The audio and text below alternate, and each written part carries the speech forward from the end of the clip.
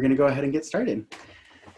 My name is Andy Saldana. I'm the Executive Director of New York Tech Alliance, and thank you so much for joining us today for this conversation with Rebekah Bastian of OwnTrail. I know it's been such a crazy couple of days and such a strange start to the new year, but we have started these conversations just to connect with each other, find out how entrepreneurs are creating the businesses that they're creating and their journey along the way. So again, thank you so much for joining us, especially during this time. Happy New Year. And you know, we're here to share, connect, and provide some experience for everybody in the room.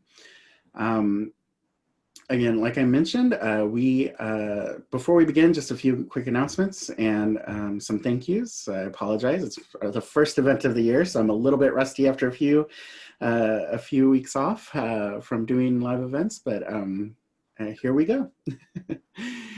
So before we begin, just quickly, we let everybody know that we are recording this event.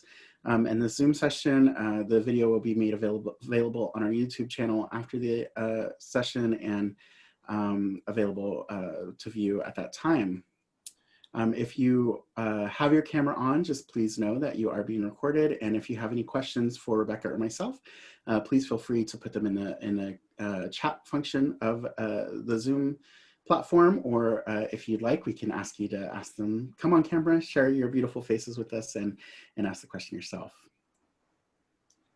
A little bit about New York Tech Alliance is that we are a nonprofit organization working to create a diverse and equitable tech ecosystem here in New York City, making sure that all voices are heard here in the tech ecosystem.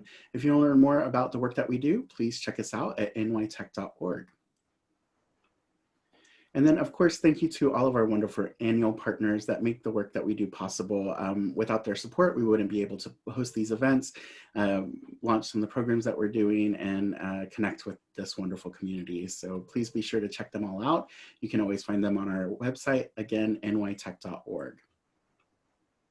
And then a very special thank you to Grasshopper Bank, who supports this specific series, the Founder Spotlights. We started the partnership mid last year in reaction to COVID, just wanting to bring people together, have open conversations, and start learning from other entrepreneurs how people are building businesses and navigating the space during this time. And so we've been looking forward to all of the conversations that we've been able to have. And again, special thank you to our partners, Grasshopper Bank. Please check them out, grasshopper.bank.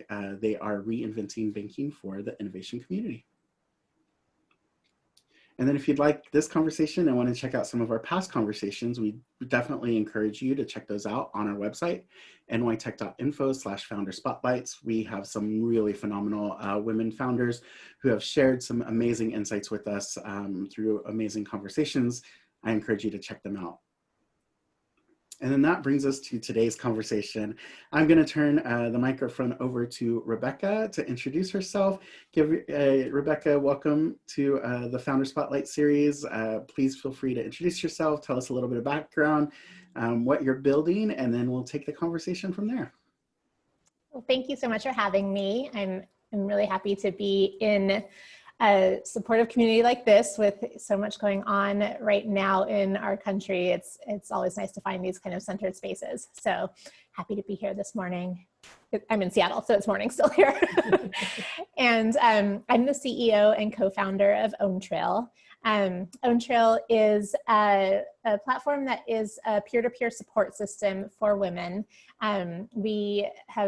We launched this past February and focused this first year on building out what is essentially this large collection of women's life paths. So women can share the different journey that they've taken through life and where they aspire to go as a series of interconnected milestones. And if you go to owntrail.com, you can see what some of those look like, but there's just really phenomenal, authentic content being shared about women's nonlinear life paths. And that's really the foundation of what we're building here. And then from there, what we're focused on is really building up a really strong and supportive community of women that are working together and connecting with each other to both lift ourselves and each other up and mobilize to change the very systems that might have held us back.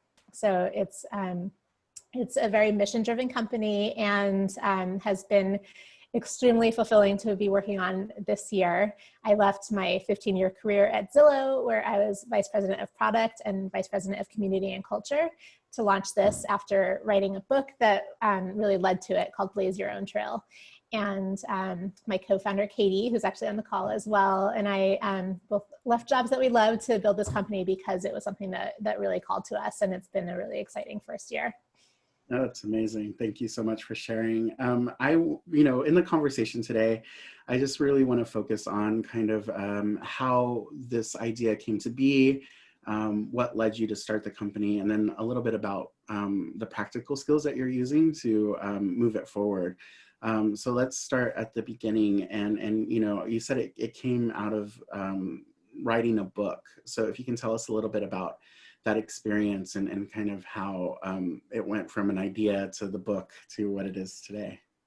Yeah, definitely. So the book, Blaze Your Own Trail, is it's this choose your own adventure style exploration of women's life paths. So it's the goal of the book is really to embrace the idea that there is no one right path through life, and also to both feel solidarity over the shared experiences that we have oftentimes as women that don't get talked about as much, or feel compassion over those experiences that we might not have ourselves, but that we understand more about what others are going through.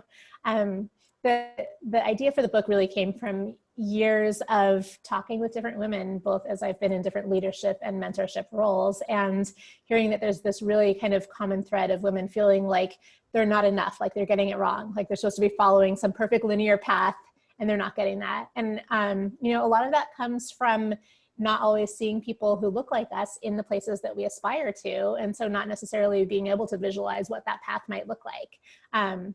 But it also comes from kind of the current social media facade in which everyone's really sharing these kind of picture perfect end results. And so it makes us feel alone in our imperfect journeys. And, a lot of things are really separated out into personal versus professional lives. And so, both the book and then subsequently OwnTrail are really embracing the fact that our personal and professional lives are inherently intertwined. And that's really kind of what adds to the richness of our experiences. Absolutely. Yeah, I think that's a really fantastic point.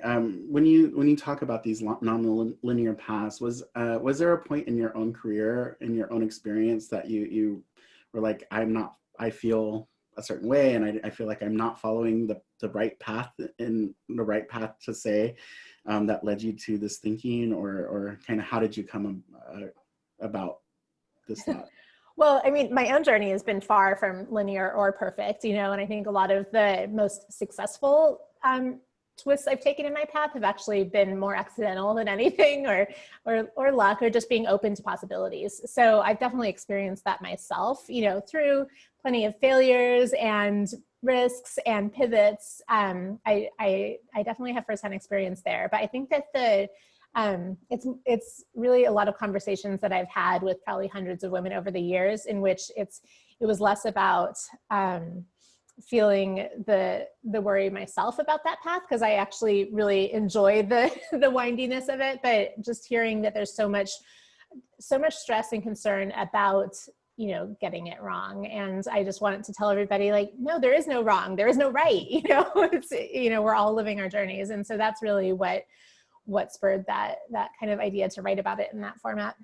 Yeah, I can relate to that very well. Just, from being younger and thinking what I'm supposed to do versus where I'm at now, and, never imagining that I'd be living in New York, running a nonprofit, it's like, what?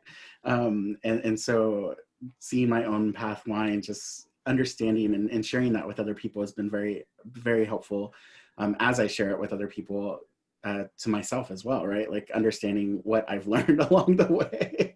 And it sounds like that's really at the heart of what you're trying to create here as well.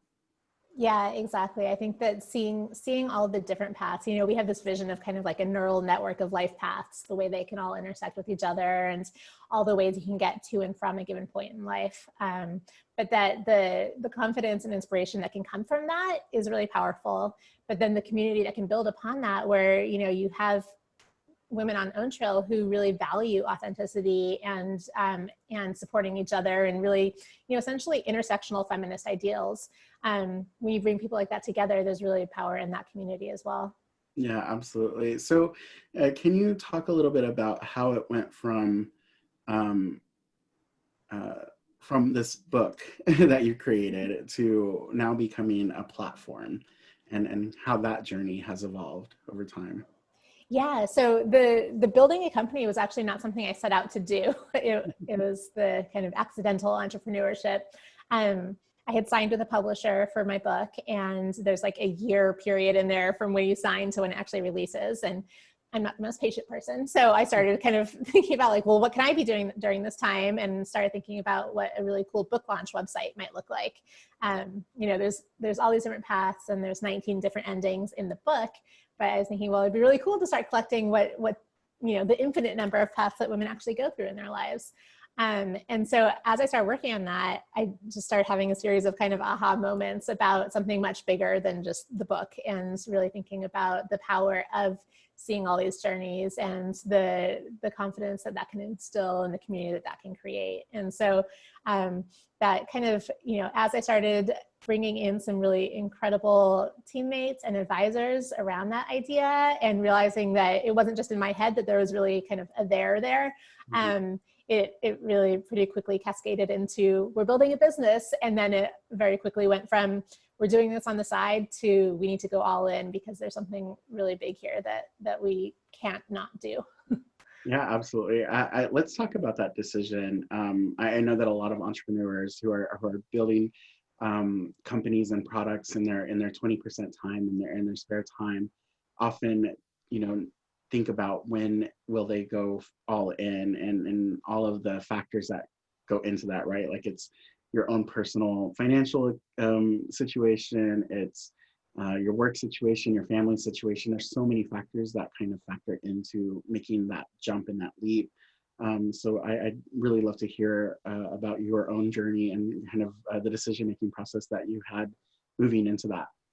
Yeah, definitely. I mean, like you're saying, there's no one right path, certainly for entrepreneurship and for what's right for you. I think for us, it was a combination of realizing that if it would be kind of a self-fulfilling prophecy, that if we kept doing this on the side indefinitely, it would have much lesser chance of really taking off and having the impact that we wanted it to, than if we went full time on it. And the privilege of being able to kind of manage our finances in a way that made it work for us. I did have to go out and raise some funding pretty early in order to pay, there's 3 of us full time. Transparently, I haven't been taking a salary yet. I had the privilege of being able to do that because of being at Zillow in the early days. And so having some savings off of that. And, but I did have to raise funding pretty early in order to pay the other 2 people on the team. And that's a whole nother conversation about raising funding early for a mission-driven, female-led company. That's a whole hour and a half and beyond conversation. Or longer, yeah. Totally. But it really was kind of like we cared, and we realized that this was something we needed to be doing. As one of my advisors put it to me early on, the toothpaste was out of the tube. There was no going back. We were too passionate and too motivated by this. And so then it was just kind of a calculation of how to make it work. And we figured that out. That's really fantastic to hear. And I guess, I'm seeing a lot of mission driven companies kind of come onto the scene. And, I think a lot of the culture is really shifted to this more transparency driven, mission driven, making sure that values kind of align with what the product is.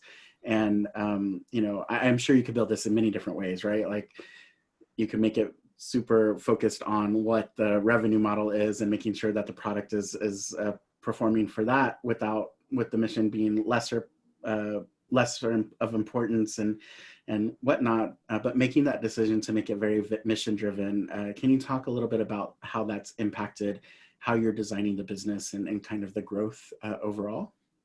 Yeah, actually, I've been on a little bit of a soapbox about this lately. So funny you should ask. Great, But fantastic. I actually recently coined a term called authentic, which really describes the way that we're building the company. And I actually wrote an article about it last week. I'll post that into the chat in a little bit here.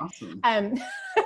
But like you mentioned, there's kind of the value versus profit piece of it, right? I think like one of the big things with companies that are building the way we are in this kind of authentic model is that we need to make money just like every company needs to, but we're really about creating value for the people using our platform and trusting that profit comes from value as opposed to really focusing on the profit piece of it. And some of the same decisions get made, but some different decisions get made when you're thinking about it that way. And it's really, it's not about growth at all costs, which I think is the way a lot of companies have traditionally been built, but it's about really intentional growth and intentional value that is solving needs and monetizing from there. So I think that's kind of one of the big differentiators.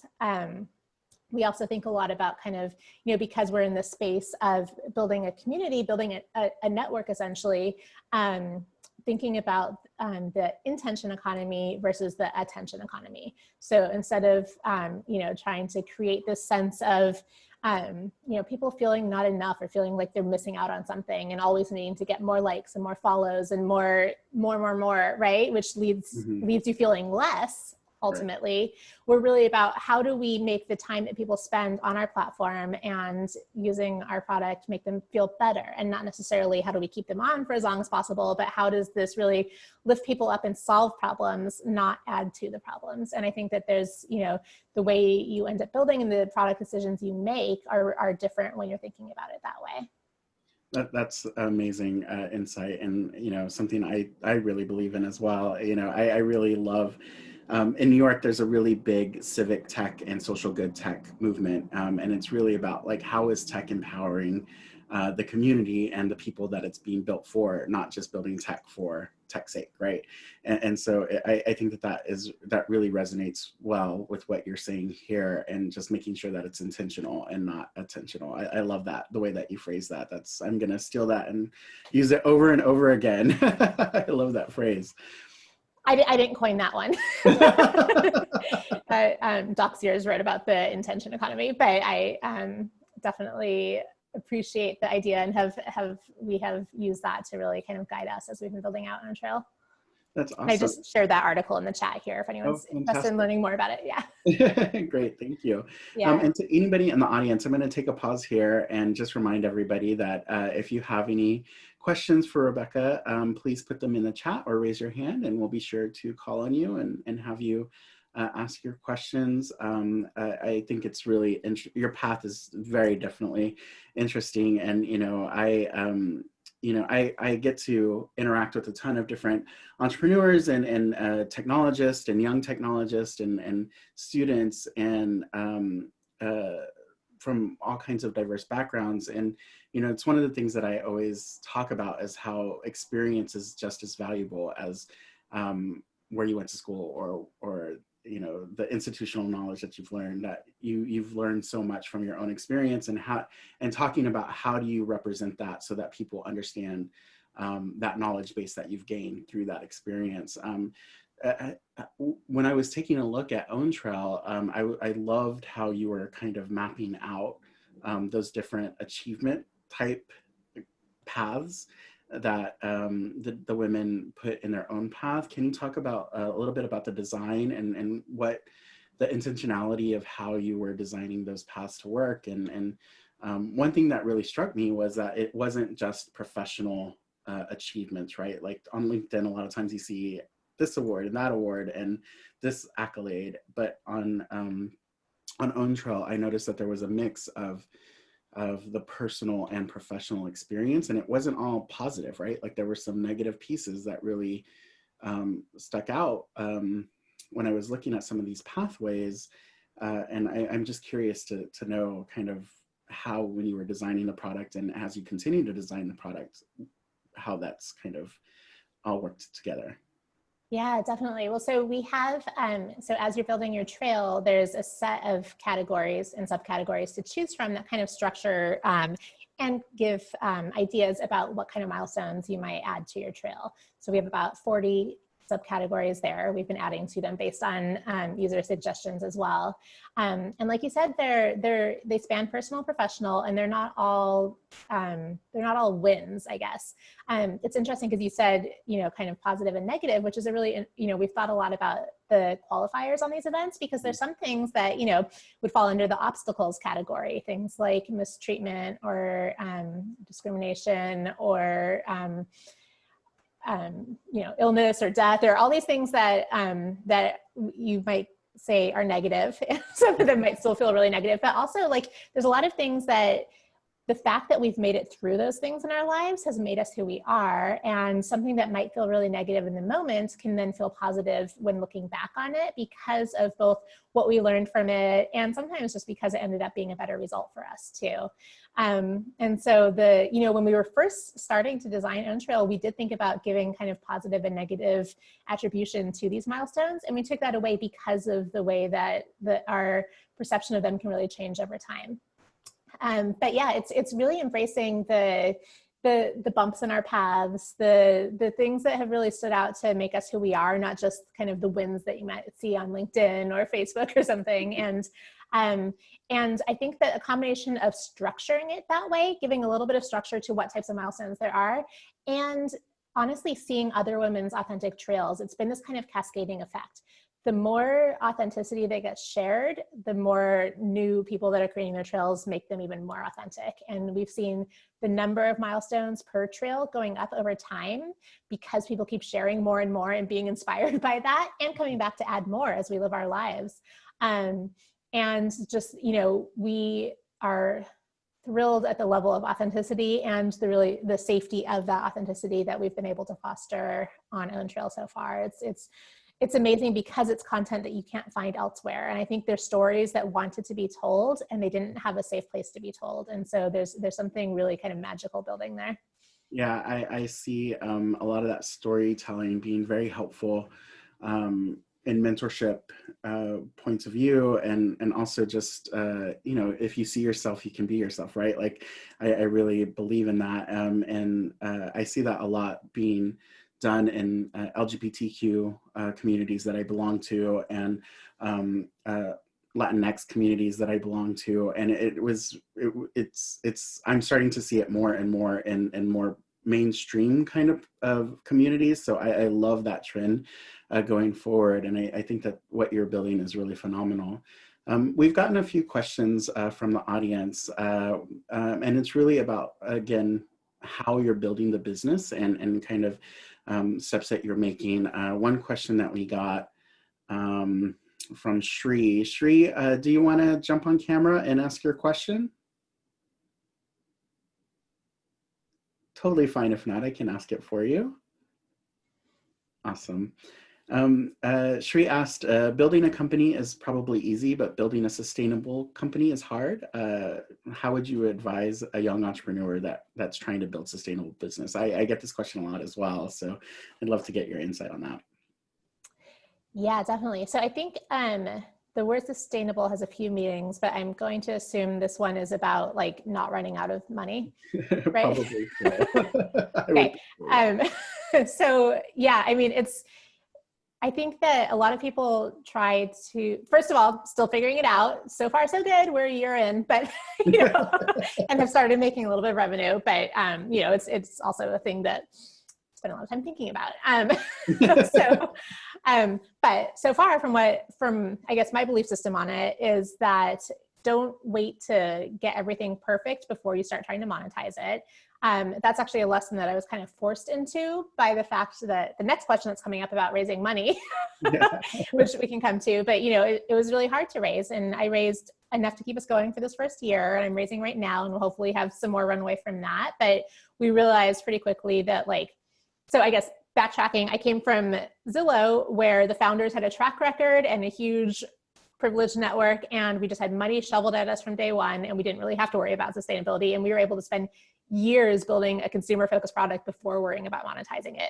So I very naively entered this saying like, let's do that. Let's, get a bunch of funding, spend years building an amazing consumer product, and then figure out how to monetize it, which would have been really amazing. But I didn't necessarily have the network or the bankroll to make that happen from day one. And so we realized we need to figure out how to start monetizing. And, like I said, we really wanted to focus on creating value and not just, trying to squeeze any dollars we could out of the business because we're so mission driven. We want to really do right by our community. And so I really think that oftentimes constraints like that can breed creativity. And so we've had some really amazing team brainstorming sessions and middle of the night aha moments and iteration. But I think that, trying things. And I think, if you're mission driven, then I really encourage that kind of thought process of create value first and figure out how to monetize that, but also don't wait until everything's perfect to start monetizing. Because I think a big part of sustainability is figuring out how to kind of start creating some revenue streams as early as you can. Some business models like, direct to consumer sales or whatever are going to be monetizing from day one, of course. But if that's not baked into the business model, then, it does push you to think through that a little sooner. And of course, the other side of it, it's how much you have to spend and then how much you are spending. So of course, being as scrappy as you can, finding, hiring incredible people. Like I can't ever emphasize the importance of a great team enough because, that really makes the difference on how far you're able to go with the runway that you have is the talent and creativity and collaboration of your team. So that definitely goes a long way as well. But it's I wouldn't say building a company is easy either. It's all yeah. It never is, but I love that statement, and a lot of people. I think things are changing now versus say 8-10 years ago when people were just like, I'm just going to build tech product and it's going to raise money. And now it's like, well, what is the revenue model from day one, right? Like, how am I generating income and revenue from the first day, and making sure that we're working towards a sustainable model is becoming more and more important. And I assume that you need to have that in place, or an idea of what that is going to look like in place when you're starting to talk to investors as well. Those are the questions that they ask right away. You have to at least, I think you just have to sound confident about it too, which goes against, I am very authentic by nature. And so my instinct is to be like, listen, here's the business model we've thought of so far, but let's all agree that it's bullshit and it's probably going to evolve over time because we don't know a lot of things right now, but it turns out that's not totally what investors want to hear.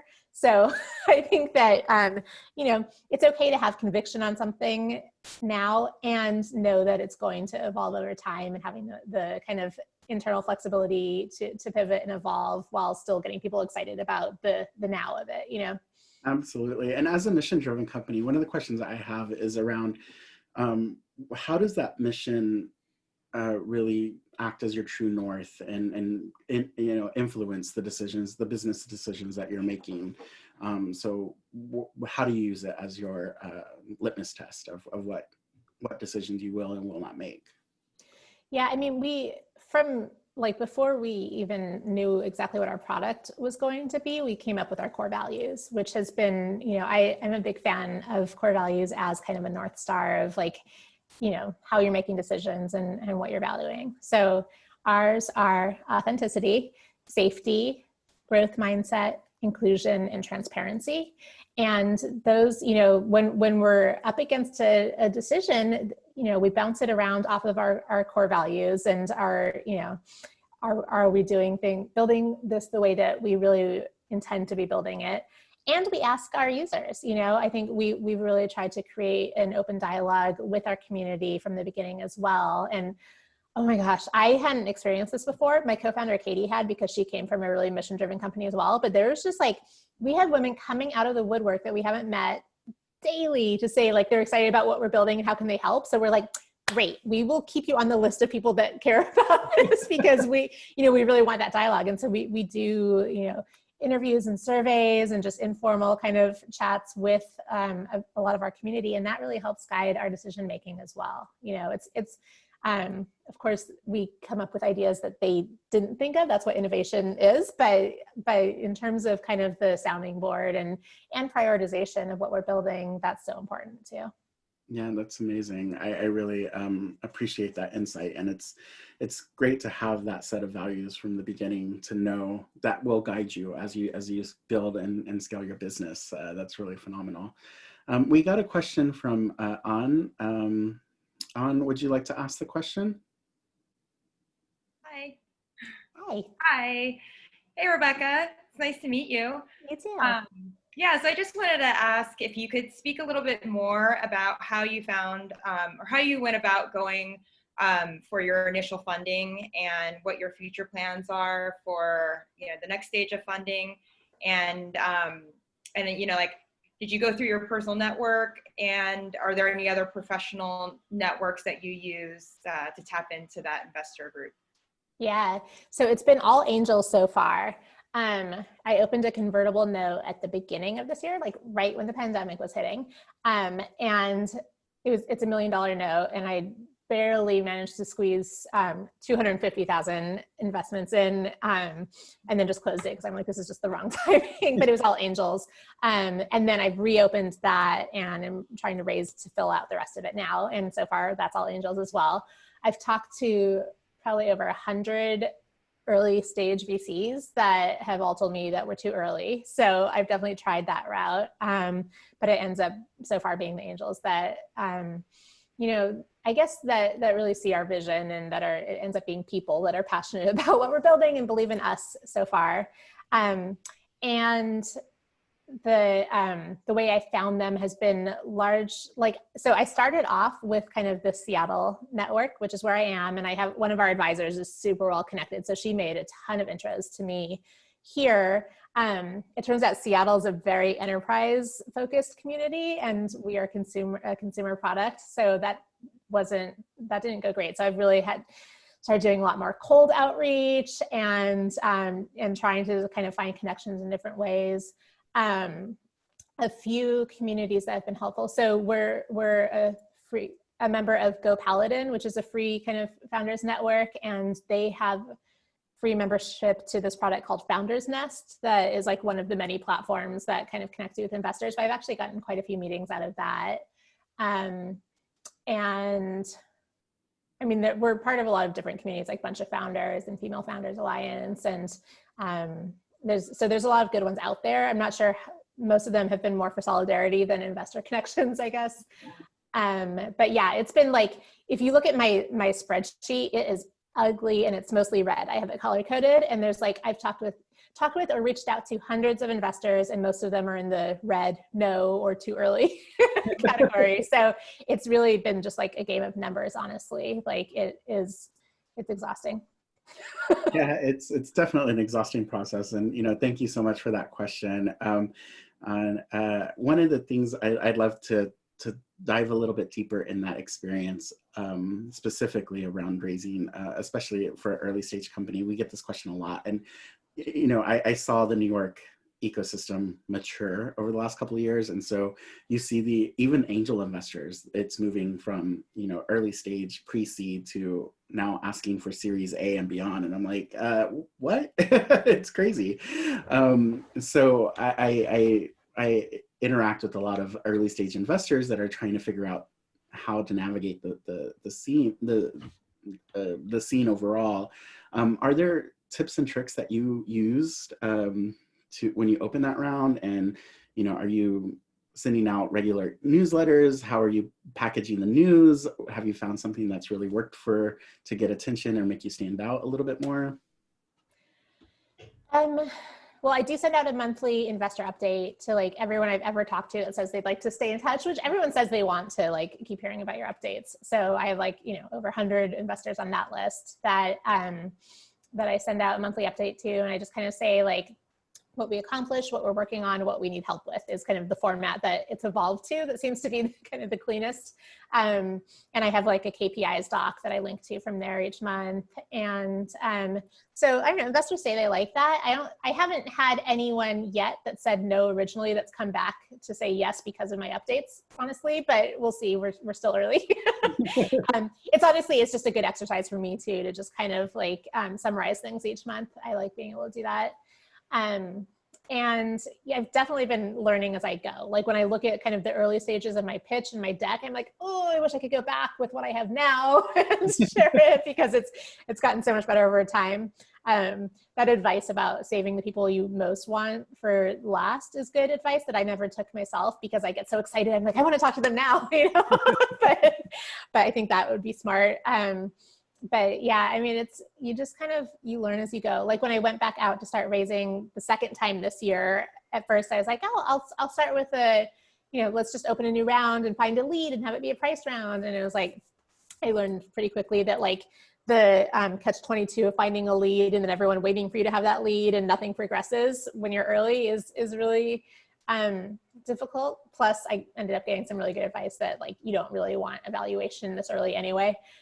So that's what drove me to kind of reopen that note. But yeah, I mean, I'm here for commiseration and venting. In fact, I have like a text thread of a few other founders that are raising right now too, where we just kind of bitch at each other. But like, I definitely wouldn't put me on the stand as being like the expert fundraiser yet. Figuring it out as I go. And I will say, you know, with all of the jadedness that clearly I have built up over this past year around fundraising, I will say that the investors that we have in our corner now are exactly the people we want to be working with. We have a really diverse cap table that is 46% women and 38% people of color. And they're all people that are passionate about what we're building and that, you know, have a lot of kind of operator operator experience and connections and, you know, the people that we want in our corner. So it's not all lost. Like there is a really good outcome there, but man, have I had to work for it. So. It's not easy, right? Right.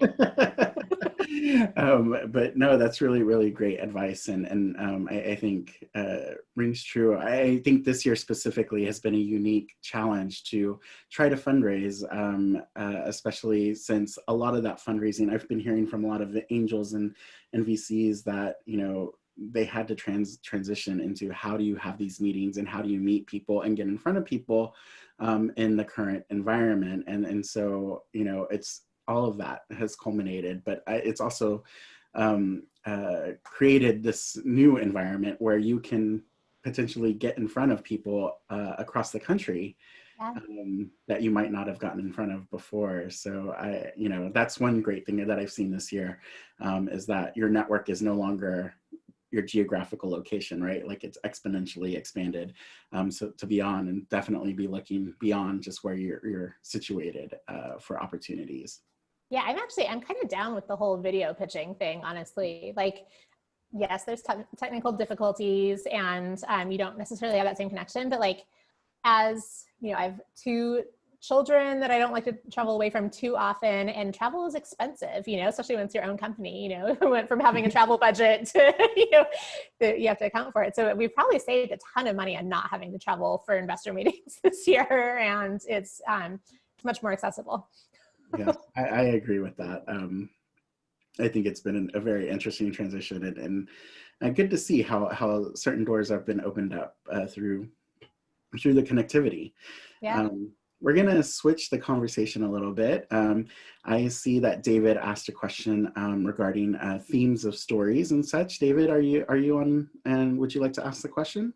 Yeah, hi, Andy. Thank you so much. And Rebekah, great work. I work out of Greater Rochester, New York in economic development, and just some questions really. I've been thinking a lot about the unequal impact of the pandemic, unfortunately, on women, which I think makes your work of nonlinear paths even more important than ever. So I was wondering if you had any themes for, I think, women in general re-entering the workforce potentially, and then any policy implications coming out of those stories in terms of healthcare, childcare, education, as an economic developer, we can be thinking of, you know, as we, work to recover the economy for everybody.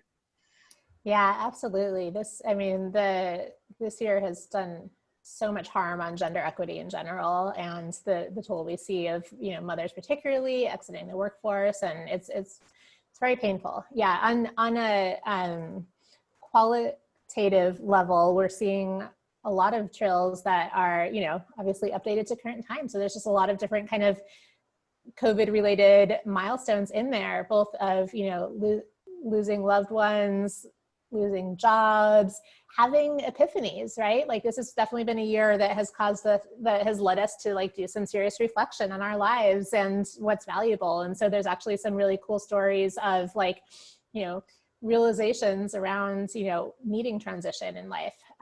So incredible stories coming out of there. We do have a really big vision around the implication that the data that we're collecting can have on policy.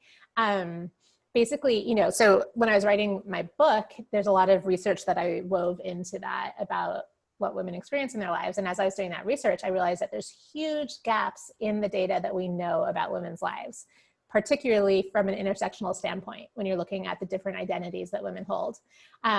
It's just not out there. The data is not out there. So we're really excited about one of kind of the big visions with OwnTrail is both, you know, the impact that we can have on the individual lives of the women on our platform, but also being able to fill in those data gaps, being able to really put out data that highlights what women really experience in our lives, and with the goal of the people that are making decisions about our lives, and the belief systems that are held, and, you know, the policies and everything being better informed with that data. So we're really excited about that as we kind of step more into the data science piece of this in the coming year and beyond, being able to tell some of those stories. Awesome. Thank you so much, David, for that question. And that's really, really interesting, that data piece. I was doing a lot of research this year on LGBTQ individuals in tech, specifically in Canada, and the lack of data just globally is astonishing, and just on the LGBTQ population, period. So it's, I understand completely where that statement, it was very surprising, and just kind of like, oh my gosh, there's a really fantastic opportunity there that exists. And also, you know, talking about sustainability and just functionality of the product and the roadmap, it sounds like you're really building upon what the future of OwnTrail can be beyond just the paths. So that's really, really fantastic to hear. I want to switch topics a little bit again and dive into some fun things. It's been such a crazy last year. We started this year in a really whirlwind of news and activity. So let's move things in a little bit lighter direction. And while I was looking at everything that you've built in your past and OwnTrail, you know, one of the things that stuck out to me is just all of the fun things that you have in your path, and the aerial acrobats really stuck out. So I'd love if you tell us a little bit about that experience and kind of how you came to it, what it gives to you, and kind of how it helps in your everyday. Yeah, I mean, well, okay, first of all, just to be full startup nerd here, I would say the most fun and exciting thing this year has been working on OwnTrail. So I'm just gonna own that, you know? That's amazing, I love it. It's been really fun. But yeah, creative outlets are huge for me, have been for a really long time. You mentioned aerial acrobatics, which is something that I've been doing for about 12 years now. And has taken a bit of a different form this year since the studios I usually train in are mostly shut down. But it's a really fun, so this is like kind of picture Cirque du Soleil, but like way not as good, but that kind of thing. But you know, I spent a long time performing quite a bit, especially before kids, and have been doing partner work for many years, which is a really fun collaborative creative process. And it's a great, you know, it's great exercise. It's a great creative outlet. It's a fun social space. The circus community is a really fun one.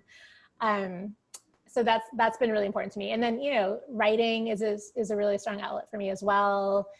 Different forms of art, and I've taken up apocalyptic themed embroidery this year, which has been really fun. And Talk a bit more about that. I'm curious about that piece. Oh, I just started doing like kind of coronavirus themed or just a little bit of dark humor embroidery pieces, and just teaching myself to do that. It was something to do while sitting inside with the kids during the kind of long Seattle winter, and just, you know, a way of, I find kind of creativity and humor to be a good way of navigating really tough situations. So, you know, everyone has different outlets that resonate with them, but I'm just a huge advocate for finding those outlets and finding ones that energize you, whatever that means to you. I think that especially as, you know, as startup founders, that the more we can open different channels of creativity, the more that leads to kind of creative ideas in our business as well. And it's, you know, it's a muscle that is both important to exercise, but also I think pretty therapeutic. So yeah. I always encourage that. Absolutely. I mean, you're doing so many different things. You have these creative outlets. You're building a business. You're a mother. Can you talk about what your day looks like and kind of how you go into it? How do you manage it? What keeps you going, motivated? Yeah, I mean, so we're with this school year, we've been very lucky to have hired a babysitter to watch the two kids as they do their remote schooling. They go to Seattle Public Schools, so that's just a little bit of a shit show. So she's there to be with them during the day, which is really lucky, because then I'm just here in my startup garage during the days, because my husband has a vintage furniture business. So we're both growing businesses right now during this time. And so having that time is really important. And, you know, our whole team is all about working smart and prioritizing mental health and self-care. So not trying to hustle ourselves to death. But we're really excited about what we're building too. So it does energize us to have really productive and interesting days. And then outside of those hours, I'm with my kids, sometimes, you know, kind of logging back in later, less because I feel like, you know, I have to be, but just because I'm really excited about what we're doing and I have ideas all the time that I want to be running with. And often kind of multitasking the creativity with the mothering, which I hope is good for the kids, that they get to be part of that or witness kind of different creative outlets. And fortunately, I guess I have no social life right now, so it makes for a little bit more time. But they're definitely full days, you know. But I've always had full days, and I think that for me, like filling my life with things that give me energy means I have really huge capacity to do a lot, because it's all fueling me. Whereas if you're doing things that drain you, you have a lot lower capacity. So I try to be intentional about that. That's great. That's great feedback and advice of doing things that fuel you. I think that's very, very important to think about and be intentional about as well. Yeah. There was a question from Callie. Callie, do you want to ask that question? Yeah, sure. I was just, my kind of, I guess, last question here was, as you work with different women on different paths, have you noticed any common threads that have led to success? And then also, how do you help women define what their success is? Because I think it looks different for every woman. Yeah, I think, and oh my gosh, I've met so many incredible women this year. That's probably been like the coolest part of starting this company, is the number of amazing women I've met. I guess if there were a common thread, it might be that no one really thinks they've reached success yet, or very few people do, you know? So it's hard to say what you know, there's all different paths. I see so many women that completely inspire me with where they are and just have such amazing journeys, but maybe it's a good attitude that like you've never arrived, right? It's the journey, not the destination, hopefully. And so there's not too many people that can confidently say like, I have reached success and this is how I got there, because you always feel like there's something next. But that's kind of the beauty of it. And sorry, what was the second part of your question? You kind of answered it though, because okay, cool. How do you define success when success looks so different for every woman? Yeah. So you did kind of answer it. I will say though that yes, success is different for everyone, and there's different milestones of it, right? It's not like there's like this end place, but there is value in kind of thinking about what you aspire to next. And we have created kind of a framework for that through our Trail Guides program, which is this cohort-based program, which actually we just opened up 2 cohorts for at the end of this month, if anyone's interested in being part of that. But we kind of created this framework of cycles where it's around first reflection on where you've been, and then imagination around all of the possibilities, and then defining your aspirations for kind of what that next thing is that you want to be focused on, and then taking action on that, and that being designed to be kind of cyclical. So, you know, there's no one right path, and there's no one kind of success, but having a framework for kind of how to navigate what's next is of course helpful as well. So we're working on both activities and the connections and the data that support that. Awesome, thank you. Really fantastic feedback and just insight. I think that that's something that I've also learned this year, is the pause and the value of pausing and reflecting, which, you know, living in New York and being social, you don't really take a lot of that time for yourself. And so that's something that was forced upon me this year. And it really showed me that, you know, it's hard to even think about what your future success would look like without reflecting on what you've accomplished or where you've been, right? And so I think that that is really important. And the way that you shared that, I'm sure the stories that you've heard this year are really phenomenal. I've you know, looked a little bit at the OwnTrail, and just in the few minutes that I've looked at the site and looked at some of the paths that are shared there, it's such inspiration and such really fantastic to just see the different stories that are being told. And I think that that is one of the great things that you've been able to accomplish with the site is that UX design and just how it's presented.